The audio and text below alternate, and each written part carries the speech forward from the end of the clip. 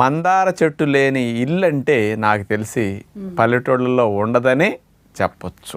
ఆ మందార ఆకులు, ఆ మందార పువ్వులు అందరి జుట్టు పాలిట ఒక వరం అని చెప్పొచ్చు. చాలామంది మందార పువ్వులు, మందార ఆకులు ఏదో రసాలు తీసి పెడుతుంటే ఏదో పిచ్చి జనాలు ఏది పెడితే అది పూస్తే వస్తాయి అనుకునేవాడిని నేను కూడా. కానీ ఏంటి ఇంతంతమంది మందార మందార మందార ఎవరి నోటిన్నా మందార అంటున్నారని, దాన్ని అసలు సైంటిఫిక్ స్టడీస్ ఏమైనా ఉన్నాయా, ఎవరన్నా చేశారా అని వెరిఫై చేసాం.